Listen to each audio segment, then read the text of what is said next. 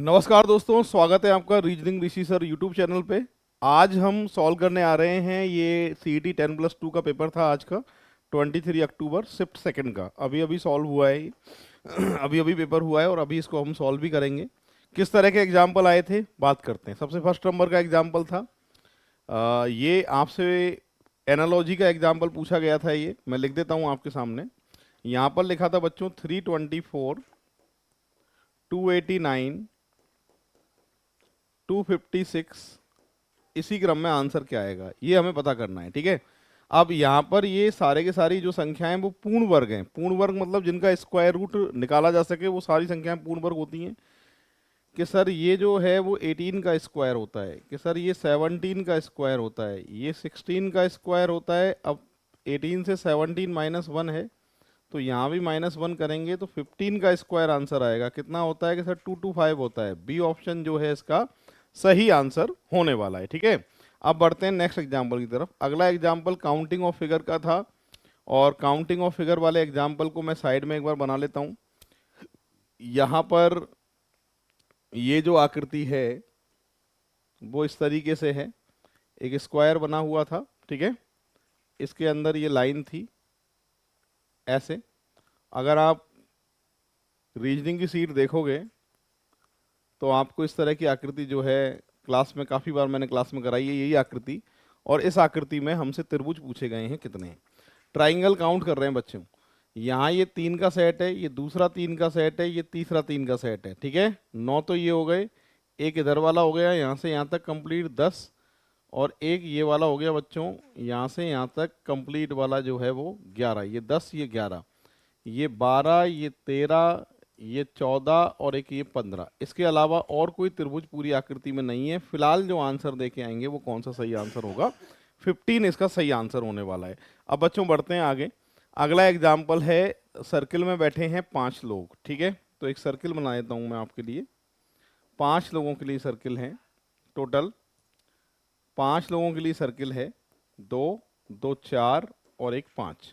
Right का left होता है और लेफ्ट का राइट होता है। ठीक है, आगे लिखा है कि सी ई के बगल में किसी भी सीट पर नहीं बैठता है। ठीक है, ए और ई के बीच में, ए जो है ई और एफ के बीच में बैठा है। ठीक है, ई डी के सामने बैठता है। यहीं से शुरुआत कर लेते हैं। ई जो है वो किसके सामने बैठता है, डी के सामने बैठता है। अच्छा, अब 6 लोग हैं टोटल। ओके, तो ये 6 ले लिए मैंने। ठीक है भाई, 5 की जगह 6 लोग थे। एफ और लिखा हुआ है, A B C D E F, 6 लोग हैं। तो ई के सामने डी बैठता है, बिल्कुल सही है।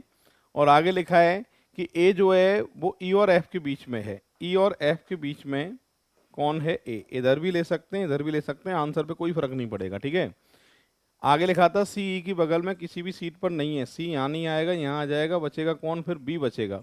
आपसे पूछ रहा है एफ के सामने कौन बैठेगा। सर एफ के सामने बैठेगा बी। ऑप्शन की बात करें तो यहाँ पर ए ऑप्शन इसका सही आंसर होने वाला है। अगर आपने वीडियो को अभी तक लाइक नहीं किया है तो फटाफट से वीडियो को लाइक कर दीजिए, शेयर कर दीजिए। और रीजनिंग ऋषि सर नाम से हमारी एप्लीकेशन है, अगर आपने डाउनलोड नहीं किया है तो फटाफट से डाउनलोड कर लेना। पीडीएफ, नोट्स, टेस्ट पेपर, ये सारी चीज़ें आपको मिलने वाली हैं एप्लीकेशन रीजनिंग ऋषि सर पे। ठीक है, अब बढ़ते हैं आगे।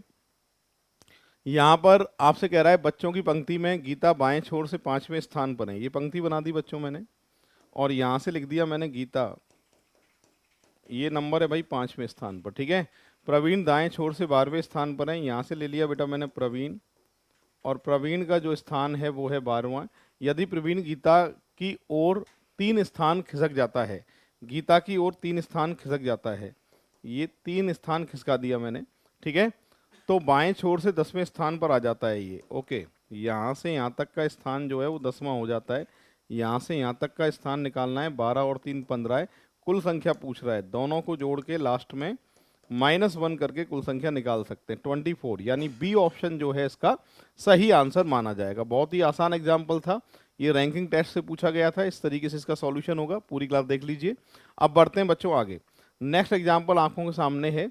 अंकित एक सूर्योदय के पश्चात एक खंबे की ओर मुख करके खड़ा है। ओके, खंबे की ओर मुख करके खड़ा है, क्या नाम है इसका, नाम है अंकित। सूर्योदय की बात करते हैं तो सूरज रहेगा बेटा ईस्ट पूरब में। अब इनमें से एक तो अंकित है और एक खंबा है। मैं अभी क्या है कि खंबा बना दूंगा। ठीक है, एक व्यक्ति को खंबा बना दूंगा इनमें से। परछाई हमेशा सूरज के विपरीत दिशा में पड़ती है, ये बात सभी जानते हैं, ठीक है। अब क्या कह रहा है देखो, यहाँ पर लिखा है खंबे की छाया अंकित के बाईं ओर बन रही है। अगर आप इसको अंकित मानते हो तो अंकित का फेस रहेगा आपकी तरफ और अंकित का लेफ्ट होगा इधर। क्या डायग्राम में इधर कोई परछाई पड़ रही है कि नहीं पड़ रही है सर? तो इसलिए ये वाला अंकित तो गलत है, ये वाला जो अंकित है वो सही है।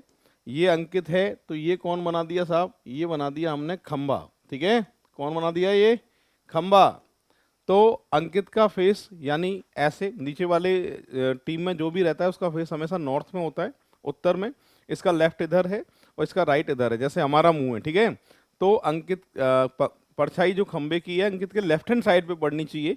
डायग्राम में जो बात है वो पूरी हो रही है। तो आप बताइए अंकित का मुंह किधर होगा? कि सर नॉर्थ उत्तर में होगा। उत्तर क्या आएगा? कि सर उत्तर आएगा उत्तर। इस तरीके से ये सॉल्व होगा, पूरी क्लास देख लीजिए। अब बढ़ते हैं आगे नेक्स्ट एग्जाम्पल की तरफ। आपसे ये कैलेंडर का एग्जाम्पल पूछा गया था बच्चों, क्या कह रहा था सुनो। 15 फरवरी सन 2018 का अगर गुरुवार है, ठीक है, तो हमसे पूछा गया है 19 अप्रैल सन 2019 का बार पूछा गया है, क्या होगा? यहाँ तो है 2018 और यहाँ है 2019। क्लियर है? ठीक है। तो सबसे पहले अगर हम साल देखते हैं कि इनके बीच में साल कितने हैं, कि सर एक साल इनके बीच में है, ठीक है भाई, एक साल इनके बीच में है। और साल भी ये कौन सी है? कि सर साधारण वर्ष होगी, क्योंकि इनमें लीप वर्ष है ही नहीं है, ठीक है। एक साधारण वर्ष में 365 दिन होते हैं और 7 का भाग लगाया जाए तो छोटा रूप होता है 1, ठीक है। तो साल के लिए जो टोटल आ रहा है उसके लिए आएगा 1। अब महीनों का अंतर ले लो भैया। फरवरी का महीना खत्म करने के लिए दिन चाहिए इसमें 28 की फरवरी, क्योंकि ये लीप वर्ष नहीं है, साधारण वर्ष है। साधारण वर्ष की 28 की फरवरी होती है, जानते हो आप। और 28 के लिए कितने दिन चाहिए? कि सर 13 दिन चाहिए। मार्च में 3 31 का दिन होता है, अप्रैल की 19। सबको जोड़ के भाग कितने का लगाओगे? कि सर सबको जोड़ के जो भाग लगाएंगे वो कितने का लगाएंगे? 7 का भाग लगाएंगे। अब एक बार इनका 7 से जो है वो इनको काट देते हैं हम, तो या फिर इनका टोटल देख लेते हैं कितना आ रहा है। कि टोटल देख लेते हैं सर इनका कितना आ रहा है। तो यहाँ से आ गया 20, 20 के बाद में 30 और 30 के बाद में 36। 7 का भाग लगाएंगे, 7 पूरे 35। रिमाइंडर जो आएगा वो एक दिन आएगा। गुरुवार से अगला दिन, गुरुवार से अगला दिन होता है शुक्रवार, यानी ए ऑप्शन जो है इसका करेक्ट आंसर होगा। फ्राइडे जो है इसका आंसर करेक्ट माना जाएगा। ये कैलेंडर का एग्जाम्पल था, पूरी क्लास देख लो एक बार। इस तरीके से ये सॉल्व हुआ है। अब बढ़ते हैं बच्चों आगे। अगला एग्जाम्पल है और ये सिलोजिज्म से पूछा गया था और पॉसिबिलिटी वाला एग्जाम्पल पूछा गया था, संभावना वाला। इसको हम सॉल्व कर रहे हैं। क्या कह रहा है सुनो। सबसे पहले यहाँ आपसे कह रहा है कि कोई कागज का कार नहीं है।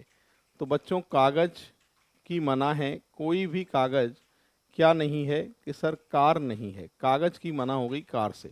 कोई भी कागज जो है वो क्या नहीं है? कार नहीं है। सभी कार मार्कर हैं। सभी कार क्या हैं? कि सर मार्कर हैं। ये मार्कर आ गया, ठीक है। फिर कह रहा है कुछ मार्कर इरेजर हैं, रबड़। तो ये आ गया बच्चों इरेजर, ठीक। ये डायग्राम है इसका। अब यहाँ से अगर मैं पहला चेक करता हूँ, कुछ कार इरेजर होते हैं, यह एक संभावना है। कुछ कार इरेजर होते हैं। देखो इनकी आपस में मना नहीं है। मना किसके साथ थी? कागज के साथ। जिसके साथ मना होती है उसके साथ कोई भी संभावना नहीं होती है, और जब मना नहीं हो तो किसी की भी संभावना किसी के साथ भी हो सकती है। यहाँ पर मैं कहना ये चाहता हूँ कि कुछ कार इरेजर होते हैं, यह एक संभावना है। तो कुछ कार इरेजर हो सकते हैं, ये संभावना वाली बात सही होगी। कुछ कागज मार्कर हैं, कागज और मार्कर की स्थिति क्लियर नहीं है, इसलिए ये गलत होगा। केवल फर्स्ट वाला जो आंसर सही होगा, डी ऑप्शन बच्चों इसका बिल्कुल करेक्ट आंसर आएगा। इस तरीके से ये सॉल्व हुआ है। पूरी क्लास देख लीजिए, सिलोजिज्म का एग्जाम्पल था। अब बढ़ते हैं आगे। ये कोडिंग डिकोडिंग का एग्जाम्पल था और यहाँ से आपसे पूछा गया है बच्चों कि सम का कोड क्या है। अब देखो पहली लाइन ये रही, इसके सामने ये। आप जब भी ऐसा एग्जाम्पल आए फर्स्ट लाइन को अंडरलाइन करिए, सेकेंड वाला खाली, इसको अंडरलाइन करिए, ये वाला खाली, इसको अंडरलाइन करिए, ये वाला खाली, और इसको अंडरलाइन करिए, ये वाला खाली। सम का कोड पूछ रहा है। सम जो मुझे दिखाई दे रहा है बच्चों इस वाली लाइन में दिखाई दे रहा है, ठीक है। इस वाली लाइन में सम दिखाई दे रहा है मुझे। तो हम एक काम करते हैं, ये जो लाइन है ना थर्ड लाइन को नहीं छोड़ना है, थर्ड लाइन को पकड़ के रखना, क्योंकि सारे आंसर जो हैं इसी से आएंगे आपके। तो मैं एक काम करता हूँ बच्चों, काटना स्टार्ट कर देता हूँ इसको, ठीक है। यहाँ से अगर मैं बात करूँ मनी, मनी आ रहा है फर्स्ट और फोर्थ में, और उसके सामने जो आ रहा है वो कितना आ रहा है कि सर इसके सामने आ रहा है 6। मनी का जो कोड है वो 6 आ चुका है, ठीक है, मनी खत्म हो चुका है। उसके बाद में देखो थर्ड लाइन को मत छोड़ना, मस्ट को देखना बेटा। मस्ट जो है सेकंड में और थर्ड में जो है मस्ट कॉमन है, सेकंड और थर्ड में अगर हम देख रहे हैं तो 9 कॉमन है सर, बिल्कुल 9 कट गया, मस्ट का जो कोड है वो 9 आ चुका है, ठीक है। इस लाइन को नहीं छोड़ना है, आंसर इससे ही आएगा। अब मुझे यहाँ देखना है कि सर सेव कॉमन है, तो यहाँ से बच्चों सेव ले लीजिए, ये सेव है और ये भी सेव है, इसके सामने जो है वो 8 है, तो यहाँ से भी 8 कट गया है, तो यहाँ 7 बचा है सामने खाली, और यहाँ जो बचा है बच्चों वो सम बचा है, तो सम का जो कोड है वो 7 आएगा, यानी ए ऑप्शन जो है इसका करेक्ट आंसर आएगा। ये कोडिंग डिकोडिंग का है, चाइनीज कोडिंग होती है, इधर भी देख के आपको कॉमन देखते हुए आंसर निकालने पड़ते हैं। वीडियो को अभी जिन्होंने लाइक नहीं किया है फटाफट से वीडियो को लाइक कर दीजिए, शेयर कर दीजिए जितने भी ग्रुप आपने बना रखे हैं। बच्चों बढ़ते हैं आगे। अगला एग्जाम्पल है, ये नंबर सीरीज का एग्जाम्पल है, मैं साइड में लिख देता हूँ।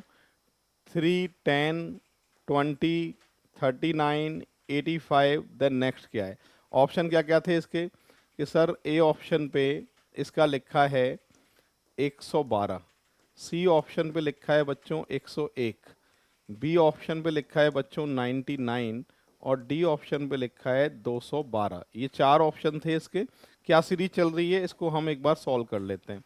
यहाँ से अगर मैं देख रहा हूँ 7 का अंतर है, 10 का अंतर है, 19 का अंतर है और यहाँ पर बच्चों 46 का अंतर है। एक बार अंतर और निकाल दीजिए, तो यहाँ पर सर अंतर आ रहा है 3 का, यहाँ पर सर अंतर आ रहा है 9 का, यहाँ पर सर अंतर आ रहा है 27 का, और यहाँ पर अंतर आएगा बेटा 81 का। क्यों आएगा? क्योंकि ये जो है ये 3 गुना है, 9 तिया 27, 27 तिया 81, 81 जोड़ने 46 में, ठीक है। तो यहाँ 46 में 81 ऐड कर लीजिए, यहाँ से 7, यहाँ से 2 और यहाँ से 1, सही है। 127 में 85 ऐड कर लीजिए, यहाँ से 2 आएगा, यहाँ से आएगा साहब आपके 1 और यहाँ से आएगा 2। करेक्ट आंसर आएगा डी ऑप्शन, अंतर का भी अंतर। ये क्लास में मैं हमेशा समझाता हूँ कि 50% सीरीज जो है वो अंतर से सॉल्व होती हैं, और मैं बताता हूँ हमेशा कि एक बार अंतर निकाल के ही आपको शांत नहीं बैठना है, अंतर का भी अंतर जब तक निकालना जब तक सीरीज ना बने। ये इस तरीके से सीरीज सॉल्व होगी, डी ऑप्शन इसका करेक्ट आंसर है बच्चों। अब बढ़ते हैं आगे, अगला एग्जाम्पल जो है वो एक बार सॉल्व कर लेते हैं इसको। ये ब्लड रिलेशन का एग्जाम्पल था। क्या कह रहा था देखो, राकेश अमन के पिता की बहन का पुत्र है। अब देखो बच्चों मेरी बात सुनो, ब्लड रिलेशन में क्या होता है, कभी कभार ना हिंदी मीडियम और इंग्लिश मीडियम की मैं बात करता हूँ, तो कुछ रिश्ते ऐसे होते हैं जिनमें मीडियम का फर्क पड़ जाता है, पर आंसर जो है इंग्लिश मीडियम के अनुसार ही आंसर लेता है। ये इसमें एग्जाम्पल ही आया हुआ था। जैसे दादाजी की बात करें तो दादाजी की इंग्लिश होती है ग्रैंडफादर, और नाना जी की भी होती है ग्रैंडफादर। वो बात अलग है कि मैटरनल लगा देता है। ऐसे ही ग्रैंडसन होता है, पोता और नाती ग्रैंडसन होता है, ठीक है। तो ये आपको इंग्लिश के हिसाब से लेके चलना पड़ेगा, अगर हिंदी में सही नहीं है तो। यहाँ देख लेते हैं, राकेश अमन के पिता की बहन का पुत्र है, तो सबसे पहले बेटा राकेश, ये अमन के पिता, यहां लिख देता हूं अमन, अमन के पिता की बहन का पुत्र है राकेश। तो अमन के पिता की जगह मैंने यहां छोड़ दी खाली, और पिता की ये बहन है माइनस, और इसका पुत्र का नाम क्या है कि सर राकेश इसके पुत्र का नाम है, ठीक है। आगे लिखा है सोनू दिशा का पुत्र है, बाद में लेंगे। इस लाइन को अंडरलाइन कर देता हूं, जिस लाइन को अंडरलाइन करते हैं उसको बाद में फिर ले लेंगे, ठीक है। आगे लिखा है जो गोपाल की माँ है, जो हमेशा सेकंड पर्सन के लिए बात करता है, इंग्लिश में आता है हुइज, ये हमेशा सेकंड पर्सन की बात करता है। गोपाल की माँ है, गोपाल की माँ है जिनका नाम क्या है दिशा, और अमन की दादी हैं। अमन की दादी पता है कब हो सकती हैं, जब यहाँ पर अगर बात करें सोनू जो है वो दिशा का पुत्र है, और यहाँ पर अगर मैं बात करूँ, यहाँ लिख देता हूँ मैं गोपाल, और गोपाल के जो माँ हैं उसका नाम है दिशा, ये नाम लिख दिया मैंने दिशा, ठीक है। और सोनू जो है वो दिशा का पुत्र है, यहाँ पर लिख देता हूँ मैं सोनू, ठीक है, दिशा का पुत्र है। आगे लिखा है अमन, अमन की दादी हैं, ठीक है, और अमन की दादी हैं, अमन की दादी हो गई, ये भी सही है। आरव तान्या के पिता हैं और राकेश के दादाजी हैं, बाद में लेंगे। आरव की पत्नी दिशा है, इसकी पति का नाम जो है वो क्या है कि सर आरव, आरव इनके पति हैं। तो आरव के लिए क्या लिखा था कि आरव तान्या के पिताजी हैं, तो यहाँ पर जो है ये आ जाएगी बेटा तान्या, तान्या के जो पिता हैं वो कौन हो जाएंगे, आरव हो जाएंगे, है ना। और राकेश के कौन है, ये दादाजी, दादाजी मतलब नाना जी, क्योंकि इंग्लिश जो होती है वो ग्रैंडफादर होती है, ठीक है। अब ये बन गया है कंप्लीट। तो राकेश का दिशा से क्या संबंध है, राकेश जो है वो दिशा का कौन है कि सर ये लगेगा पोता, वैसे तो लगेगा नाती, पर इंग्लिश में लिखा है ग्रांडसन, क्या लिखा है ग्रांडसन, और ये दोनों का समर्थन करता है, इसलिए करेक्ट आंसर जो आप देके आएंगे इसका डी ऑप्शन होगा। इस तरीके से सॉल्व होगा बच्चों, देख लीजिए इंग्लिश मीडियम वाले को ही सही मानेगा, दादा नाना एक ही है ना, ग्रांड फादर, और पोता और नाती एक ही है, ग्रांडसन, ये बनेगा ग्राफ। बढ़ते हैं आगे, ये डाइस वाला एग्जाम्पल था, ये एक दूसरे के विपरीत होंगे, ये एक दूसरे के विपरीत होंगे, और ये बच्चों एक दूसरे के विपरीत होंगे। आपसे पूछ रहा है सही विकल्प का चयन करें। आकृति एक्स में दिखाई गई सीट को मोड़कर तैयार बॉक्स के दिए गए विकल्प का चयन करिए। ओके, अब यहाँ पर हैश और डॉलर तो एक साथ हो नहीं सकते, ए ऑप्शन तो गलत है, फाइनल है, ठीक है। बी पे आ रहा हूँ बच्चों, बी पे मल्टीप्लाई और डिवाइड नहीं हो सकते, डॉलर और हैश नहीं हो सकते, इसको छोड़ो, अभी बी ऑप्शन को छोड़ रहा हूँ।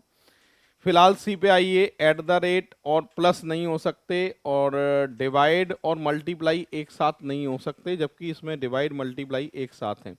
फाइनल हो गया है कि सी ऑप्शन भी आंसर नहीं होगा, ठीक है। इस पे आ जाते हैं बच्चों, यहाँ पर अगर देख रहा हूँ तो ये प्लस और एट द रेट, प्लस और एट द रेट एक साथ नहीं आ सकते, इसमें एक साथ आ रहे हैं, इसलिए गलत है। करेक्ट आंसर आएगा आपके बी ऑप्शन। क्यों आएगा इसका रीजन बता देता हूँ। ये प्लस ऊपर है तो नीचे एट द रेट रहा होगा जो हमें दिखाई नहीं देगा, ठीक है। इधर बच्चों डॉलर है तो हैश इधर वाली सतह पर रखा होगा जो हमें दिखाई नहीं देगा। आगे जो है मल्टीप्लाई है तो पीछे जो है डिवाइड रहा होगा, दिखाई नहीं देगा, तो बी ऑप्शन जो है इसका सही आंसर माना जाएगा। अब बढ़ते हैं आगे। तो ये सारे के सारे जो हैं जितने भी आए थे अभी इवनिंग वाले शिफ्ट में वो अपने कंप्लीट हो चुके हैं। आज इतना ही, मिलते हैं नेक्स्ट पेपर के साथ में कल। जय हिंद, जय भारत, राम राम साहब।